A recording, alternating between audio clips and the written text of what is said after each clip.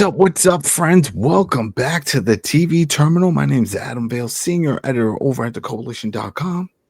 My name is Lawrence, aka a punk with toys on all the social medias. And we are back. This is it. This is the Terminal List Dark Wolf season finale, episode 7, The Wolf You Feed. Man, it just feels too short. You know very, very anticlimactic. Seriously, what type of show has a season that's 7 episodes long? Yeah, I mean, we talked about this before. We're seeing all kinds of weird numbers. There was some that only had 3 episodes, but those were over an hour and a half long. Those are Sherlock's. We talked about other ones that have 6-episode seasons. Seems kind of the norm for certain shows, and then we're seeing Disney stuff is usually 7. Yeah, 6, 8, right? Netflix used to do the 8 and 10 for a long time. Yeah, but 7 just seems like an odd number. Yeah, I mean, it is an odd number. It is an odd number. There you go. But an odd number of episodes.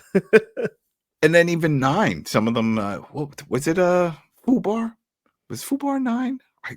I don't remember. Maybe not. That's like a weird number too. Like, yeah, just round it off. You know, that's a go to 10. Can't you do it? I think once you got over 15, it's like, okay, no big deal.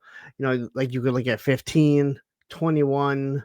You know, and again, people say 21. Like that's how shows used to be, back right? in the day, 21, 26 for syndication reasons. Yeah, that was the whole thing. So again, 7 just seems odd for what we see these days. But anyway. Anyway, people, as you know in the title, like just all the other ones, this is a full breakdown of the episode, a recap, a review, spoilers. This is the finale. If you didn't watch any of the other ones, you've been warned. This is what we're going to do. We're really going to go deep on this one because, like Lawrence just said, not really. It was missing something. It had action. It had drama. It had story, but something didn't feel right. It felt like this was more like a mid-season finale. Though it's not. No.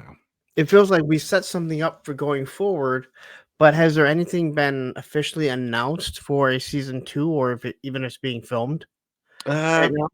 Just that they confirmed they want this to go on as its own series. That was the whole plan of this. That's why they're even labeling this as season 1. This is not like, oh, this was a spin-off, just to tell a backstory for Ben Edwards. No, this.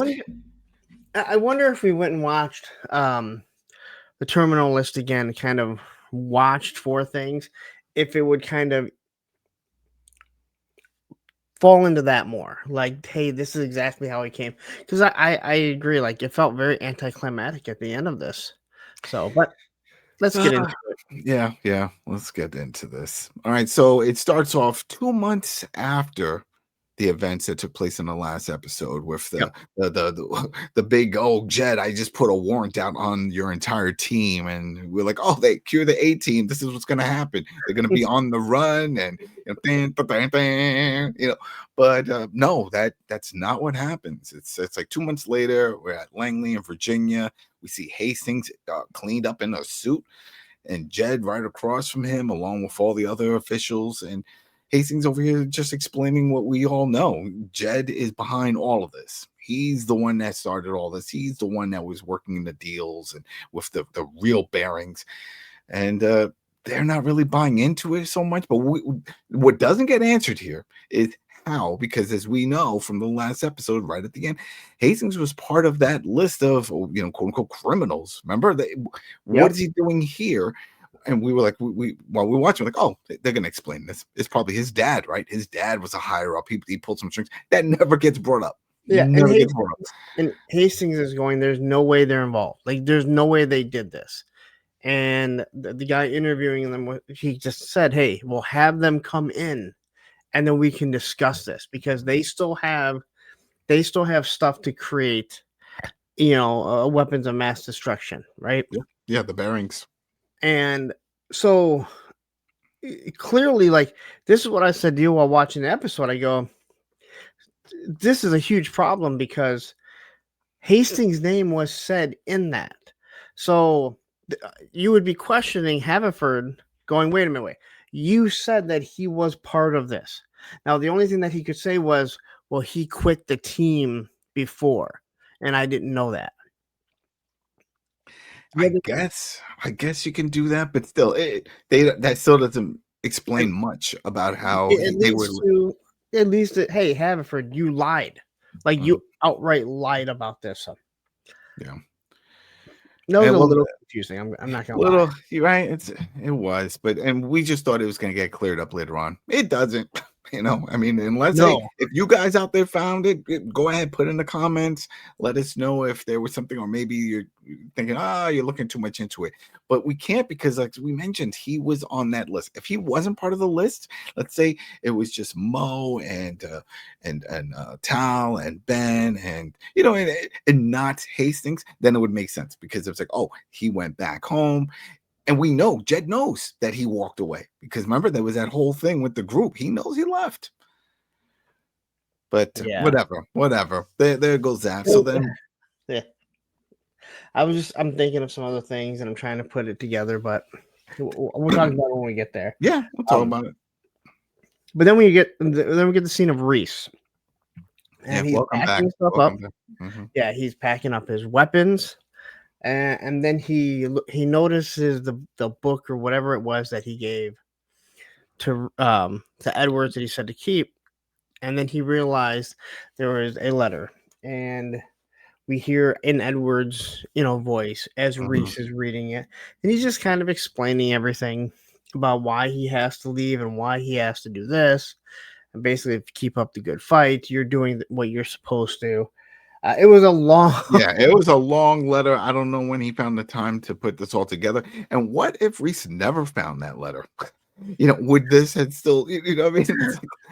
It's like one of those moments, like, he could be an old man and, he got grandkids, and he was like, Dad, grandfather, the kid says, hey, I'm going to join the military. Oh, well, read this book. And then he just slides out, and he finds, like, oh man, Ben,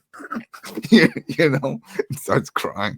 We got, it becomes like, what was not Beef, the cooking show that was on Hulu, The Bear, where the note falls behind, and he does. Find the note for a while. It's something like that. But anyway, we're not going to get off track today. Yeah. No. But so then we go ahead. No, go ahead. Then we jump to Black Forest, Germany, and this is where we see Jed. He's leaving the CIA. This is his last day. Which Haverford. I know I've been referring to him as Haverford the whole time. Even during that meeting, though, Hastings was referring to him as Jed. Yeah. So it's not like, oh, well, they weren't keeping it formal and he wasn't. So, well, he says Jed, and then they say whatever. Then we have Edwards, working on his place that he has, and he's basically booby trapping it, right? Mm-hmm. Because he has a whole plan that is set up, and they do explain it pretty well, to be 100% honest. So he's basically setting up all this stuff. And then we see Reese at a bar. Like, this is kind of like a montage again. Yeah, and Frankfurt. Now he's over in Germany. There's a lot of filler in this episode, and I think that's the reason why it feels like there's something missing. It felt cramped. This definitely could have gone an extra. Hey, let's just make this an even 8 episode. This would have been fine if you just added this to episode 6 and made it an hour and a half, rather than try to stretch out 54-minute episodes, right? 90-minute episode 6. That's a season finale. It's a deluxe episode, right? I think they could have done that, because with all the filler between the two of those, they could have.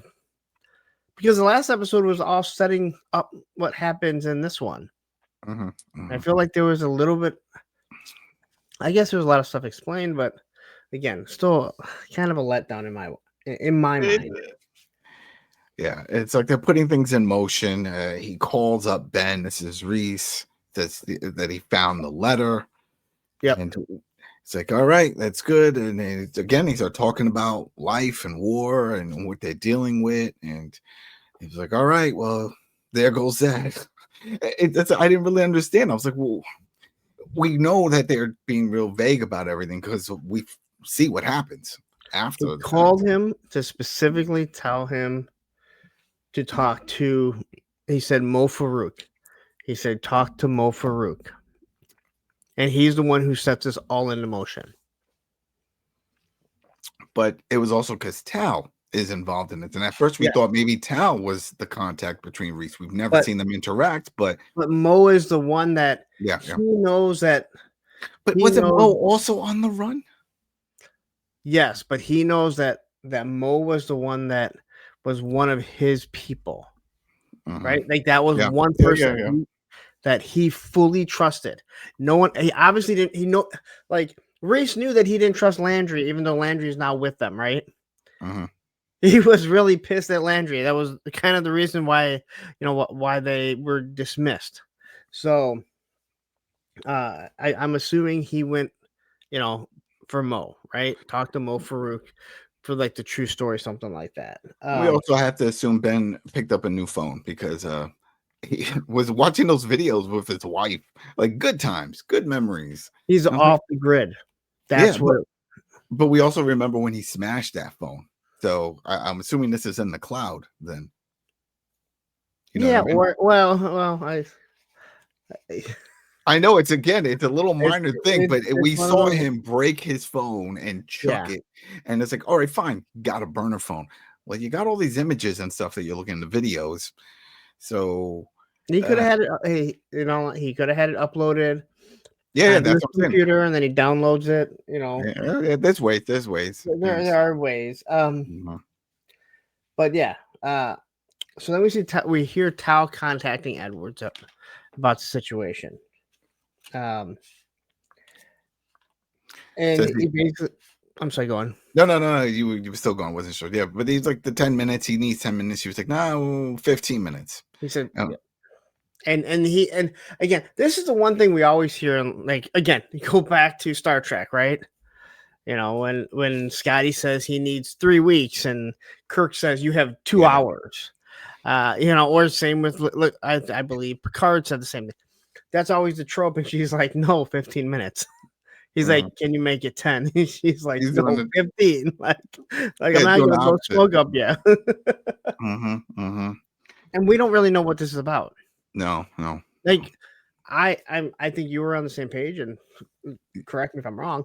I feel like I thought that it was how long was it going to take once he gets off grid for them to find out and get to his location. Yeah, because she said once you get off the VPN, they're going to find you. And then he just brought that up again. So I'm on the grid once yes.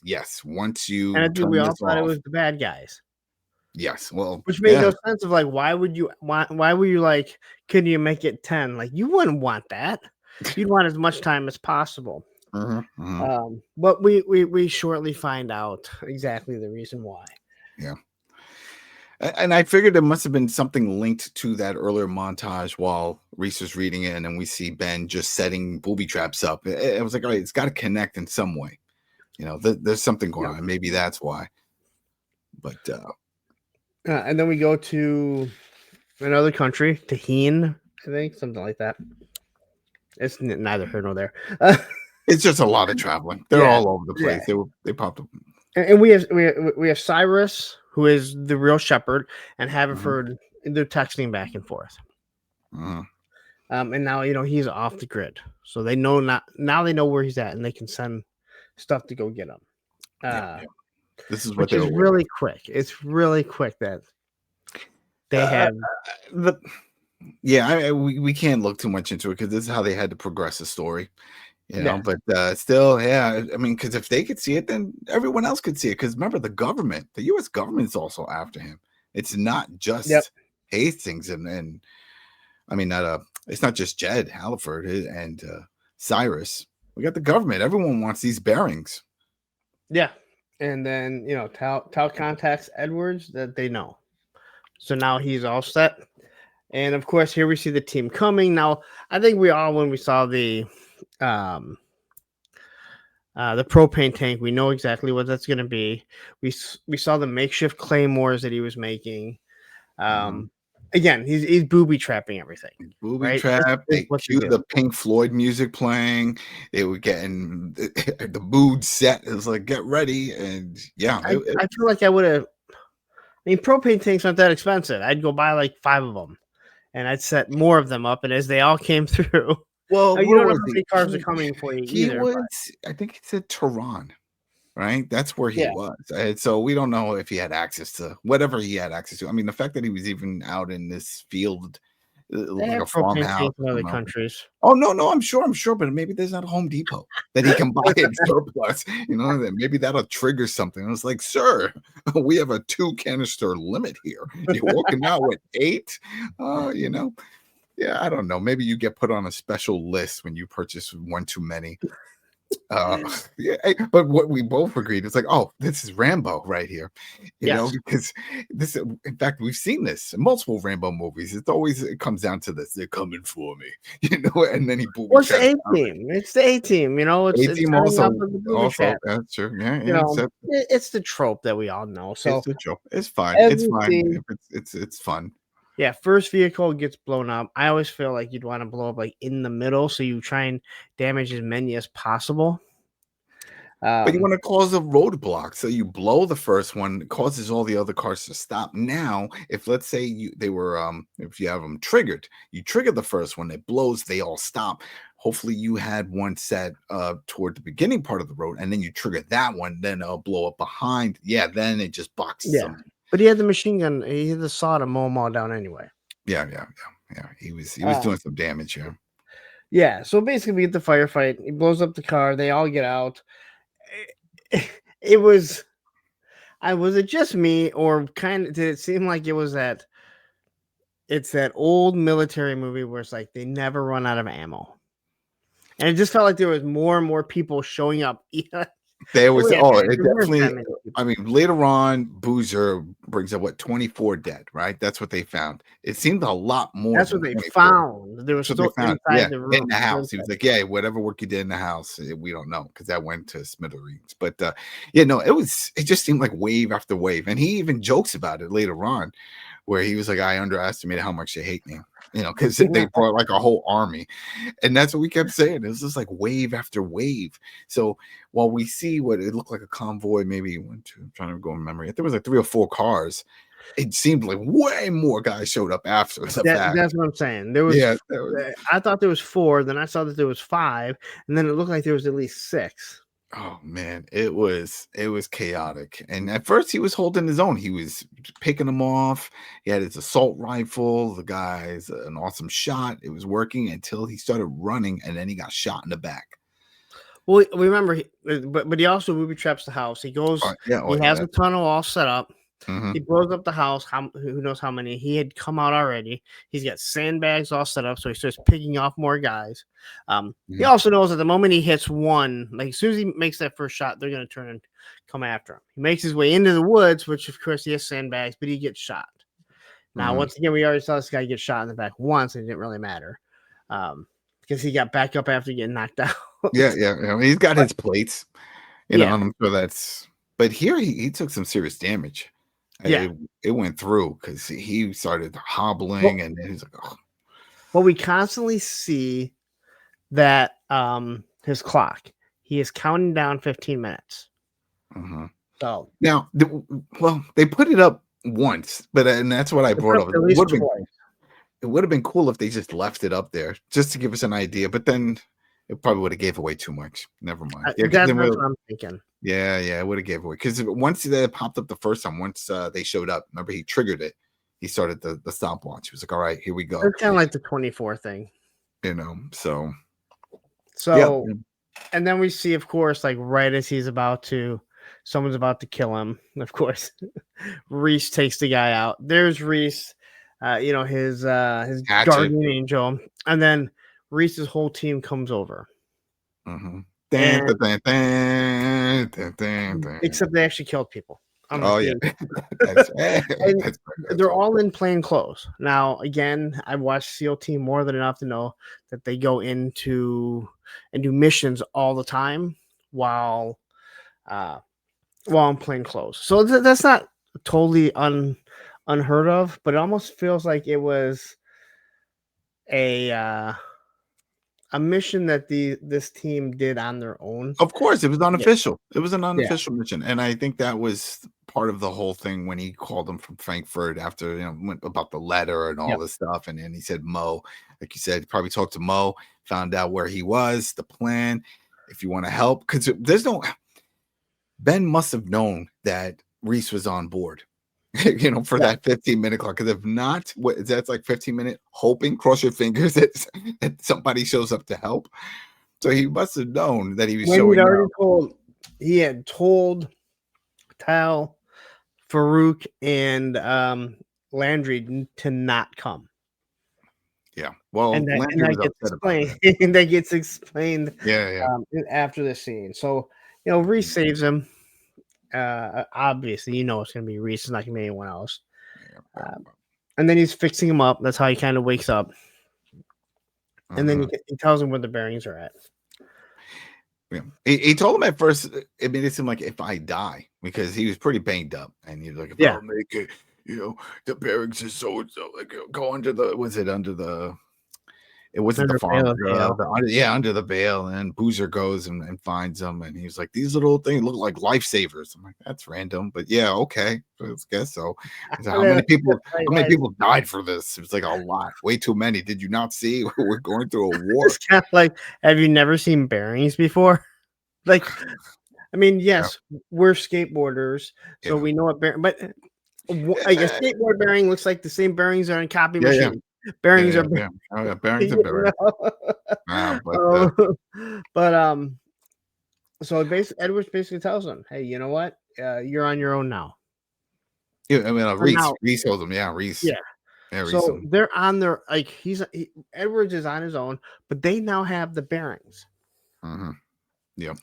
And I don't think this ever really gets explained later on, like when he eventually turns himself in. Right? He never turns himself in. So even at the end, that's not really all right. So this is my question. Okay. He goes once he goes back off the VPN, they can find him. Yeah, Ben. Yep. Is it meant so Reese's team comes in and they find all these guys, and they're the ones that have the bearings, freeing up Edwards that he didn't have the bearings? No, I think. Well, it could be in comments if you guys have the thoughts. So I'm saying, I get it. I get what you're saying. I'm thinking that because Tal already knew where he was. Right, and that means Mo also knows, so they don't need to turn off the VPN to give his Ben's coordinates. They already know this. So I'm thinking this whole thing was he knew he had to get the bearings out. Ben knew there's no way he would be able to get to clear his name, to clear the crew. How does he do it? Well, he needs somebody to come in and take them from him. But once they trigger the VPN, all the bad guys are going to also come. So that gets resolved. Reese is there to save the day. Now what? Now you take the bearings and you bring them back to the States. Tal is going to give all the information she has, incriminating and showing all the proof about Jed and everything that he was doing, right? That should be enough. So that's why when Reese was like, all right, you're on your own, it's like, I'll do my part, but you got to stay alive. You got to go out there because now they're still going to come after you. They don't know. The other group don't know that he doesn't have the bearings. But this is what I'm saying. Does this mean that the military now thinks that, hey, we got the bearings, they were in possession of this team that you guys disposed of? That's what I'm saying. Which then totally pokes holes in everything that Haverford was saying. Yeah. You know what? Again, there's a lot of things I don't feel were explained well enough. That gets answered within like one sentence during the interview at the very end. Okay. Remember when he was like, "Oh, did you give nuclear weapon? Yeah, did you give them to the Iran?" He's like, "No." He's like, "I didn't do that." And he did it. No, he didn't do that. What? We know he didn't do that. But that's what I'm saying. It's like, so No, no, maybe no, that's no. We'll get to that because okay. I want to discuss that because All right. So all right. So we're sticking in the timeline, and we're yeah, at Tel Aviv. We're at Tel Aviv. We're yep. with Nora's. We see Nora's daughter. She gets an envelope. She opens it. It's the bracelet. Ben sent over the bracelet. And I know you and I both were like, I thought she was gonna be like a little kid. That's yeah, because when she was having a conversation with Ben about poetry and all this stuff and what to write, that she said she wasn't that close with her daughter and she's trying to make a better life for her kid. When you start hearing that, you think, oh, for a little kid, as they grow up, right, they have a better life. But no, she's in And what 20s, right? yeah, and I kind of feel like Edwards would kind of been like, "Whoa, hey, hold on, let me just stop," because she's pretty hot. Well, I don't know if you ever saw a picture, but then again, then I guess Eliza must have been a little older because Well, she was. well, Shout out to Eliza and remember the old okay, school Asian pearl cream? Remember that from the well, infomercials? okay. So I do want to say when they were like showing the flashback of her saying something, I'm looking at her going, okay, she looks like she's old enough to have like a daughter in her 20s. I don't know. See, Not that she looks bad. maybe. I'm just saying. No, she's well, yeah. I didn't. Um, Well, either way, we thought it was going to be a young kid. It's yes. just the way they pictured it, but no, it was a daughter. But at least check that on the list of side stories that they closed up. At least that gets because we weren't Yeah. sure why he took the bracelet. I It could I, have been to I gift a felt that was. towel. Oh, I felt that was because she was sitting there and she was specifically talking about it. Mhm, Um, about what the bracelet was, and I thought that's the reason why he grabbed it. So who knows? I mean, again, there's so many different things. Uh, mhm. sorry, I'm just looking up that Nope, actress nope. to see if it's just how old she is. Eliza. I know Hey, her daughter. Nora. Her Oh no. daughter looks really young in the IMDb picture, and you're right. I didn't think Eliza seemed that old, but No, either no. way, It wouldn't be the first time we've seen other what's that's true. Bondsman. Remember Bondsman? The mom was, I think, 2 years younger than Kevin Yeah, Bacon. I mean, Yet she was supposed to be Kevin Bacon's mom in the show. I love So 90210, but half the cast was as oh old as yeah. my Okay. dad. Oh yeah, Um, 21 Jump Street, Johnny Depp. Come on now. Are you kidding me? He's supposed to be a high schooler. How many times did he get left back? All right, we got super senior over here. Shoot. And they're like, oh yeah, you could just fit in. Are you kidding me? Anyone in class would be like, yo, what's with the old guy? What is no? it wasn't just Johnny Depp, man. Oh It was no, they were all the on. big stocky partner that was like, all right, come on. Yeah, yeah. Well, and then they had to keep moving from school to school because obviously it would be a dead giveaway. It's like you keep saying it. I was like, yo, man, I was here last year. I got left back. And now I see this guy. And he Also, was there's that much crime in one school. I'd be pulling my kid out. I'll tell you that much. All you right, know. let's get back on track. But Oh, we do have Edward, Tal, Mo, and Landry all basically having dinner, mhm. explaining what's happening. Yep. And Mo specifically says, "You told us to stay away, but you didn't say anything about about contacting Reese to come in and help you." Hmm. Yeah. So it was all a setup, clearly. Yeah. Um, Landry was upset. He wished he was involved in the action. And I'm a little thrown off with this because remember we had that whole scene with Tal and Landry and the way he was acting and coming on to her and the whole thing and just a little yeah, that got dropped suspicious with pretty quickly. that. Yeah, exactly. Then why even bring that? You know what I mean? Why even put that scene in? Yeah, like you you did a side swept into basically saying he's a shitbag. Pardon my Yeah. language. Yeah. Only like to have him like kind of have a redemption, Mhm. but again, that's not something that women forgive, nor should they. All right. Yeah. So I don't Yeah. want Yeah. anyone being like, I can't like, nor should they, right? He was, Mhm. Oh you yeah. know, He was he didn't try too. and kiss her and she said, whoa, we got the wrong and oh, I'm so sorry. No. He He fully kept going with engaged, it, right? and we can't use the excuse, "Oh, he was drunk or something." He wasn't drinking. At least we didn't see him in that scene drinking. Yeah. So to me, I would have been fine with that being left out and us just thinking, hey, Landry was kind of a dirtbag. being part of the CIA and what he was doing. This makes him look like he's It's all right. It's like, all right, you know what? He slipped up that one time, but all is well. He's not messing around anymore. And look, he helped out Mo, right? That was one thing. yes. Didn't we get that comment in the last one too? That he was, I think Ben said he was good in his book type of deal because of helping out Mo. Yeah, When something like that. yeah, he did something to that effect. So yeah, he gave him the pass. So I guess Doesn't mean Tao's gonna be good with it. exactly right. What if she was like, maybe she was gonna get her little payback too, but it would have been cool also if they would have said, hey, let's pour one out for Eliza or toast Yeah, to Eliza. That didn't I don't come know. out. She would shoot him in the back, so I. Yeah, right. Let bygones be bygones. It was all cool. She could have shot him in the back of the head. She knew what she was All doing. right, listen. I'm just saying. I don't care if I'm No, wearing a it's true. bulletproof vest or not. You shoot me in the back, our friendship is done. Oh, what? You're gonna hold a grudge? Come on. And she Look shot at him this. twice. All right, you're right. So now we jump to It's Istanbul. yes, and this guy he's getting a massage, which reminds me I have to make an appointment. Oh, And nice. he's basically telling him like, work your magic or whatever. And this is a pretty brutal. But it was also funny. He was like, "Oh wow, nice firm hands." When he at first started feeling the massage, like, I like that. And go deep, right there. Yeah. But here we see Landry just flat out commit murder. That was like and I feel like I had one of those type of knives, but when I used to gut fish, I worked in a fish market.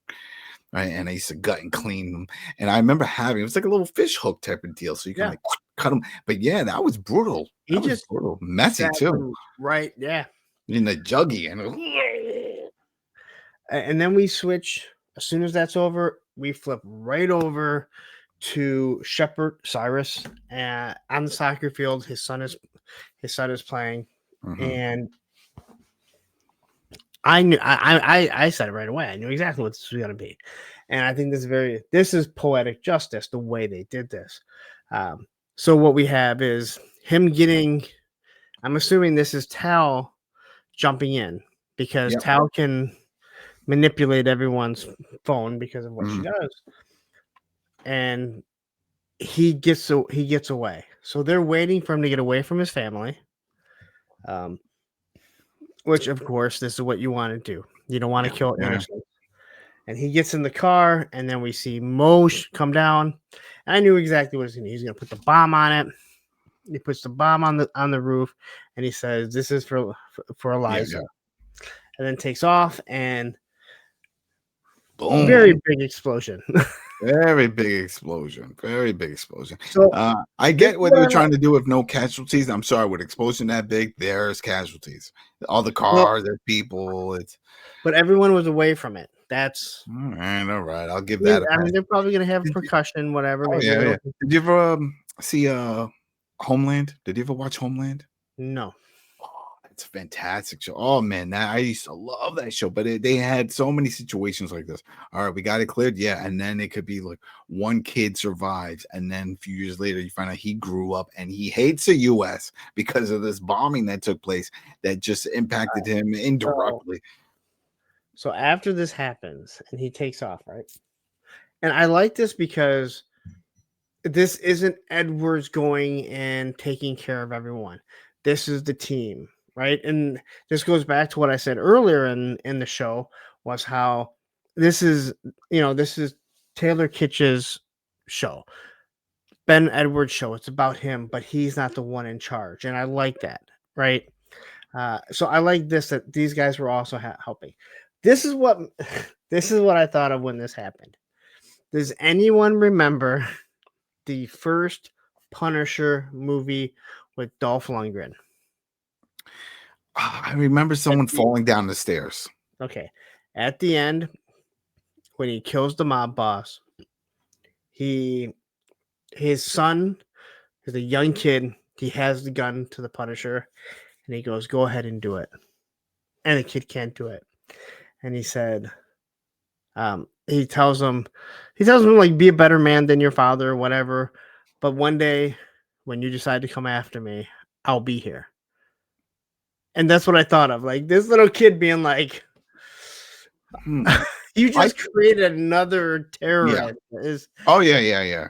That's what I was thinking. You know, it's funny also that you just bring all that up, because that's, as you know, when I covered The Walking Dead and the spinoffs, that's actually linked in one of the spinoffs that Negan and with Glenn, as you know, with the whole story with Glenn and smashing, Herschel grows up, and at some point he does have a gun, and he is pointing it at Negan, and Negan's like, "Do it," and he doesn't do it, and he says, "Well, when you get older, not in the Dead City, he is older. They did a time jump, but right in the end of The Walking Dead proper, at the end, he said, "Hey, when you get older and you want to come at me, I'll be here."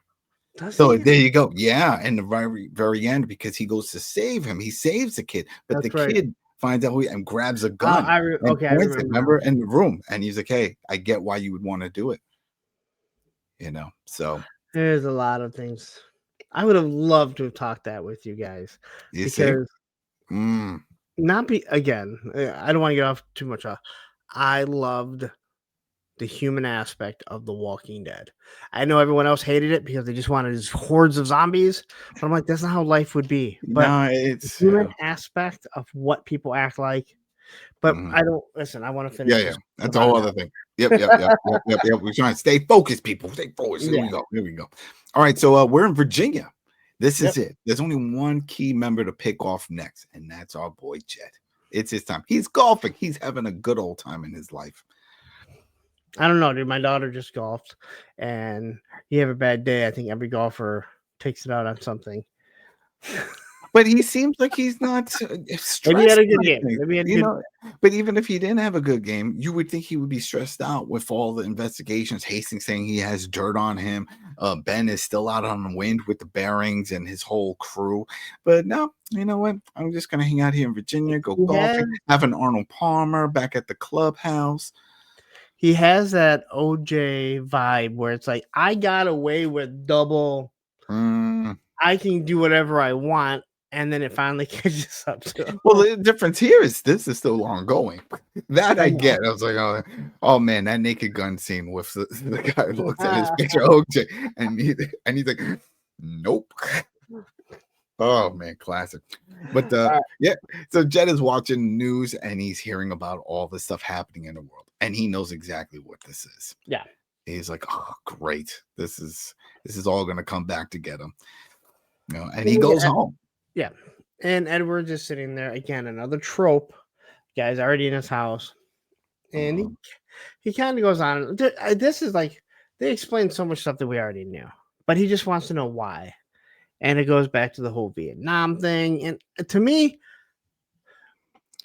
this is where you explained too much. In my opinion, there was too much that you're like, oh, okay, I'm tired of connecting the dots. You're mad over something.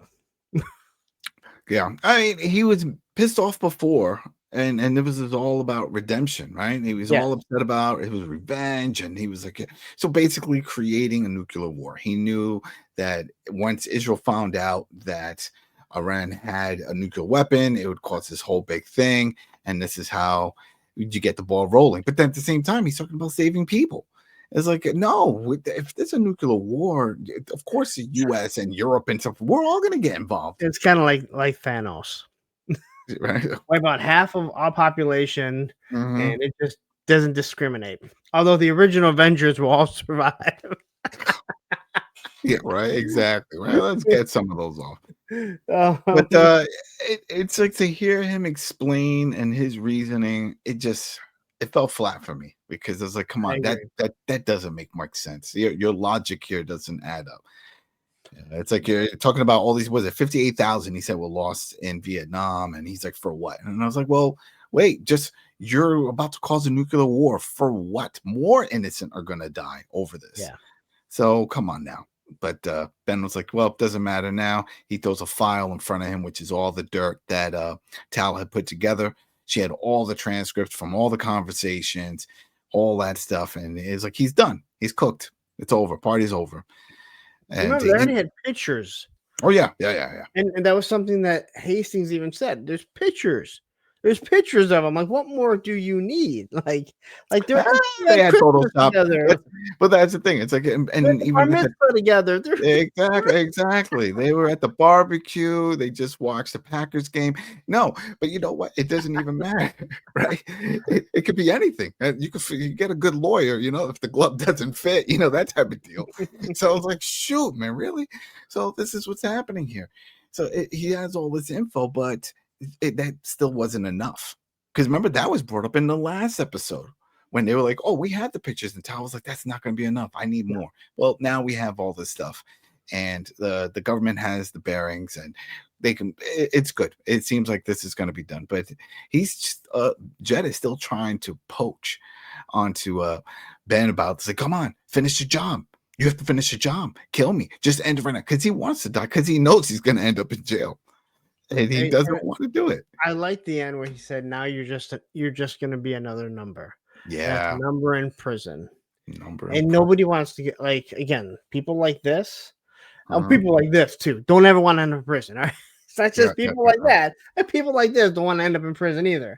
But they put so many people away. That's the last thing they want to do is end up where they've been putting people. Yeah. This also explains that quick little comment when Jed walked in and he says, oh, I see you found my pistol. Because that means when Ben was there, he was looking around to see if there's any weapons. Clear the room for two reasons. One, for his safety, but then I guess also because he knew what he was going to do and walk out of there. And that way Jed wouldn't just grab a pistol from behind the bar or something like that and just pop himself. So another trope that we see all the time. Exactly. We say it all the time. It's like, all right, he's inside, and then the guy walks on, you hear a pop, right? But as Ben leaves, the police are showing up. Mm-hmm. And then he shows up at a headquarters. Wait, all right. That's right. Shows up at the gate, which I thought at first was. I'm sorry. At first, I thought it was wasn't it? No, wait. When? What I missed? It was the 2 months later on the boat. No, he shows up at headquarters.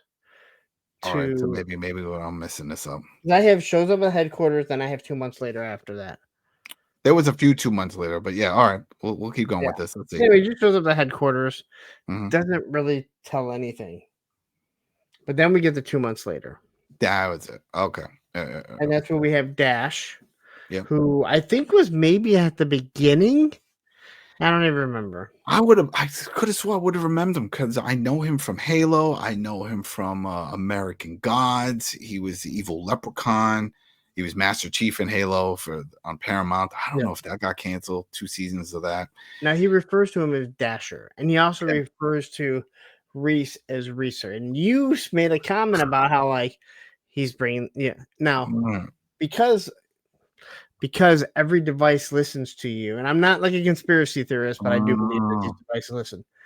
It had popped up with Taylor Kitsch doing podcasts, and his favorite hockey player, he's from Canada, is the former Detroit Red Wing captain, Steve Yzerman. So he's big into it. Now, what I said to you was, hockey players have the absolute worst nicknames for people.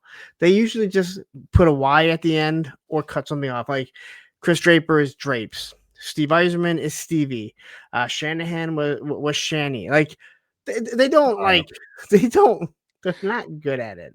So this is him just giving his own nickname on. I think this is kind of like just his Canadian coming out. I guess. It's just because I don't remember him ever calling Reese or never calling Reese back in the first episode. I wonder if we went back and watched the first season or I don't say the first season because the terminal list, terminal list. And Taylor, if you're watching, please leave in the comments. Tell us why. And Taylor also gives us a thumbs up. That's it. Yeah, and you too, Jimbo, Mike, Tina, Ezra, all of you guys watching and gals. This is if Stevie ever gets you some Red Wings tickets and you come to Detroit, hit me up and we'll go together. Go to the game. Now I'm just gonna expect the restraining order to show. Right there you go. We have you on video on the UB tubes. You put this. So basically, what we have is Dash trying to convince him to join the CIA. Yeah, you'd be great. because of who you are. Did he mention here that he works for the Brown Branch? I could have swore he said Yeah, a it was a different. Brown Was branch it? or something. I think it was a code name for something. So it may not just be the CIA, but clearly he's like, Let me I'm look. Let not me look. working for the CIA. I Yeah, don't know he's if got that's a. Yeah, because he said he works for someone else. He was like, yeah, "No, this is not Landry. This is somebody else. He's cool and everything is great." Because he's living on the boat that we know Ben Edwards from the terminal list. That's the boat. yeah. All right. So I was like, yeah, just come. It'll be great. It's like, no, I'm done. I'm done. And he said a good line. He was like, guys like us, we don't sail around or tour the world. We burn it. Yeah. This is the burn the earth. And then he also, he also at the end says, "Hey, Miguel's, meet me, 6:30 just for drinks and some Yeah, stuff. tacos clear up. Yeah. Nothing, nothing. I'm not joining." And then he sees this letter in the mirror, which I don't think they ever address. Right? Did I miss something? They don't address the letter in the mirror. No, I mean not yet. Maybe that'll come up in season 2. Yeah. But hey, if you see it, comments, people. This is it. And this is where we see Edwards on the lie detector. And this is where we find out that he's interviewing for the Brown Branch. This is where he mentions it at the end.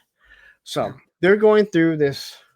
They're going through all the questions, and he's answering. See, but at the time, I don't think if you guys thought this, I thought he was giving himself up because they said they said you came in on your own will, right? He's like, yes. It's like, oh, okay, and then I was like, oh, this is it. He's trying to clear everyone's name, and because he did do something wrong here, he did a lot wrong. Yeah, he did a lot wrong, but yeah, as you said, this was really just for an interview. But he's on the CIA books, which is a covert operation. They were never supposed to know this. Mm-hmm.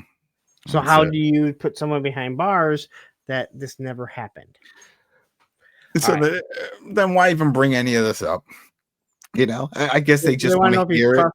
Yeah, exactly. Right. They just was like, just tell us. So exactly. This was the question, and it was a question of, did you ever knowingly give weapons of mass destruction or whatever to build weapons or whatever?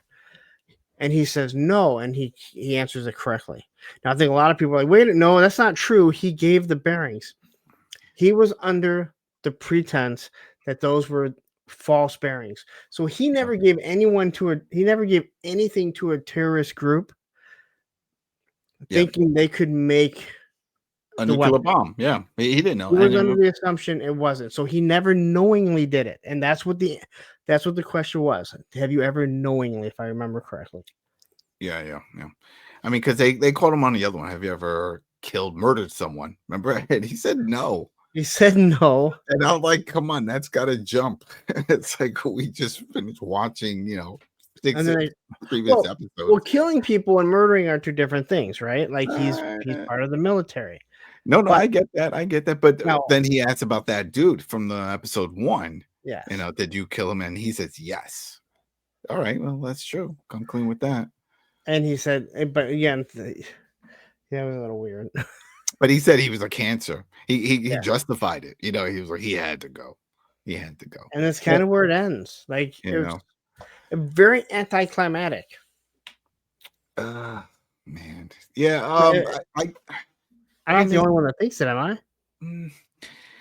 So, let's say if we were just to like a puzzle, let's say if we can edit the timeline of this episode, I would probably put the big firefight toward the end, right? And then put all this and then maybe this last scene toward the end also, but all the other stuff, just because once that happened, after that, it was, everybody else picked some people off, and then there was just a lot of talking, and then the whole Jed thing. And so I would have liked, maybe even if he got busted, maybe why not shank him? You know what I mean? Let's get him. Let's say the government doesn't want to throw him under the bus. Remember, he has been in the CIA for over 20-something years. So let's say, as after the firefight, when everything now is calmed down, this seemed more like a series finale rather than a season finale, right? Season finales, you're supposed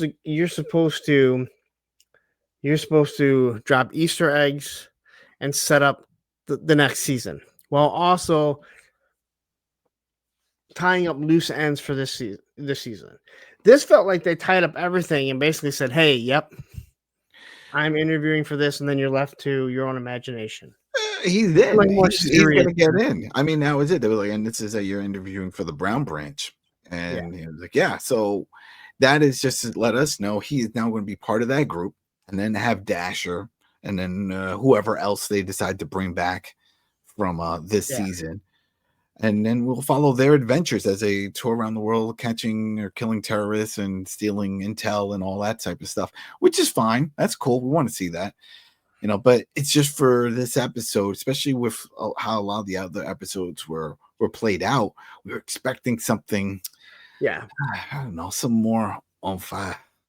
And I guess I got to do it. Hey, I did in every episode, and I'm not going to stop now. If we would have had a Reacher moment, something just real crazy and all this people screaming and fighting and action. And they're like, where would that fit, Adam? Huh? Where would that fit? It would fit at Jed's house.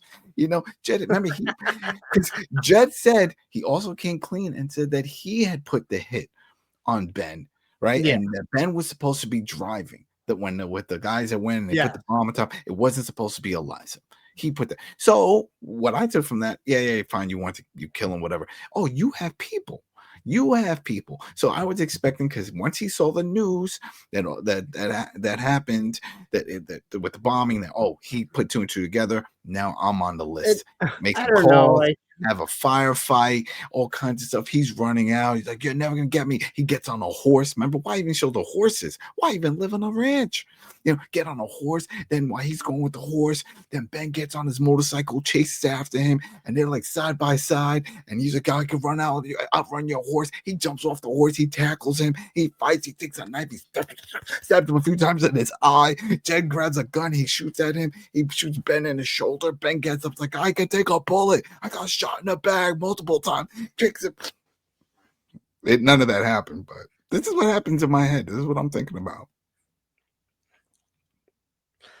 Anyway, I don't even know where to go from that.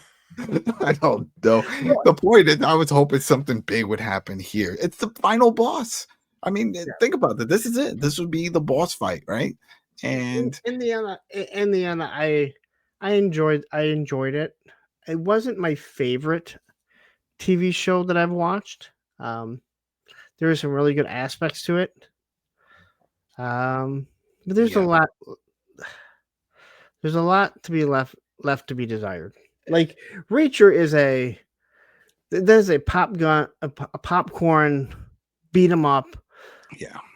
This is supposed to be, in my opinion, more realistic. Oh yeah, absolutely. And I get it. What I was saying was just all over the top. Wouldn't have fit, but it's just what I would want just because this was the boss, and I was expecting some surprises, and he knew that Ben was going to come from him at some point. He must have known and prepared. He said that.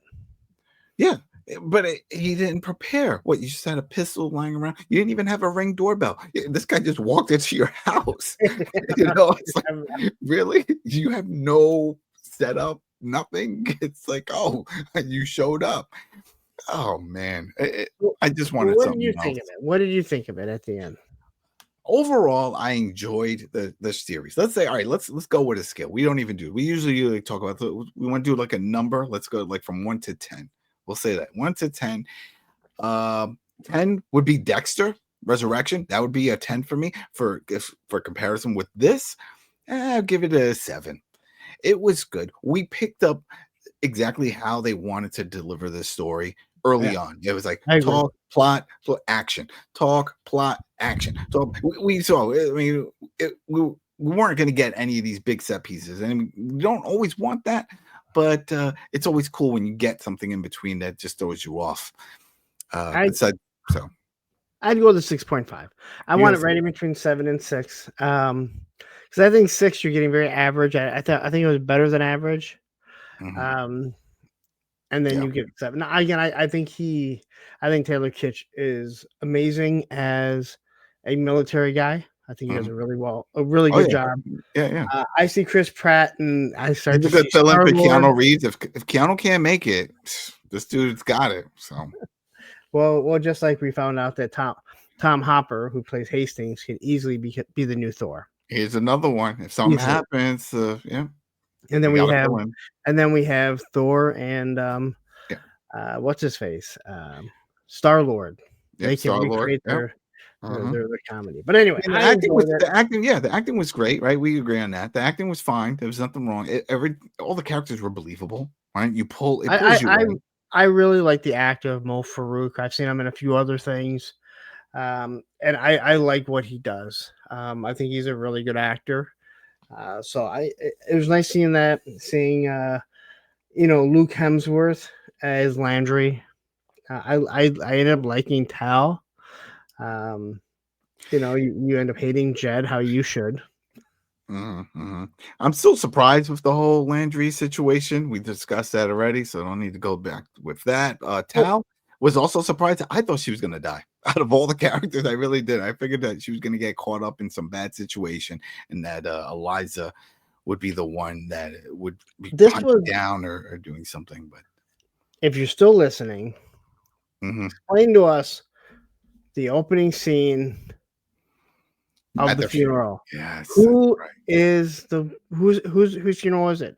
Because we specifically told you guys there was two different pictures up there, but it was the same funeral, and they switched. So tell us if you know, because I think that was kind of left.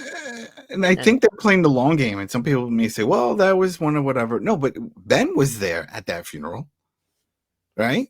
And there's no way he would have been there if he was on the run. So but he's also not. He's not in uniform, which means he's no longer active. Unless you know what? Unless we're thinking too hard on this, and maybe that was just a callback to Terminal List when they were. And that's what I'm saying. I'd have to go look at that. I gotta look at that. Yeah. So, but it makes you want to go back. It ended. We got other shows in that we're starting. Yep. We can just tell you Slow Horses season 5. That's coming next week on the 24th. I'll send out a post with the trailer. You're like, what? Slow Horse? Very good. If you like spy dramas and like all the crazy, it's MI6. You mean dark comedies? Dark comedies. That's what they call it. I just finished season 2 today. It was good, right? It was good. Yeah, a lot of surprises. But I did say, like, where the hell is dark comedy? There's no comedy in this. There's a lot of death. That's what's there. There's a lot of dark. A lot of dark. Nothing funny about it, but it was good. It's a great show. So season 5 is starting on the 24th. So we'll be covering that. That'll be dropping. I have another one. I'm just waiting for full confirmation. Yep. I have semi-confirmation. I'm waiting for full confirmation. I don't want to mention it because we said that about that movie that we were going to do. I don't know what you're talking about. I don't know what movie you're talking about. I don't know. We're not talking about that. All right. So thanks again, everybody. What else do we have going on? Oh, yeah. Chief of War season finale. That should be dropping this week. That's the last one. What else? We're covering Gen V. We just posted that, episode 1 through 3. And then that's it. And you know what? Something else I wanted to do. Just to give it another shout out, because I did get mentioned. People like, who are you guys? What are you guys doing outside? Go ahead. If you're still listening, fine. That's great. Thank you. If you're listening, hear a little more. What else do you do, Lawrence, besides this? Just so people know. Because you say a punk with toys, and I've been getting messages. They just think that's your handle. What do you do? So I have my own channel, A Punk with Toys. It's very easy to find. I talk toys, adult collectibles, a lot of G.I. Joe, a lot of action figures is basically what it is. I do live streams twice a week on Mondays and Thursdays. I'm on 3 live shows, Monday, Tuesday, and Thursday. 2 of them are on my channel. 1 is on another show, Baldy Locks Reviews, Circle of Jerks.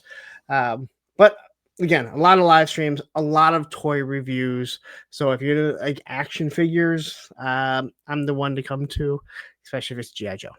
There you go. Yep. And then on Sundays and Thursdays, then the Throwdown Show, also on YouTube and on Twitch. That's a gaming show that I'm on with a bunch of other guys from the industry in the gaming world, and then people from the Koalition also on the website, do game reviews and TV shows, and then Walking Dead. I'm covering that.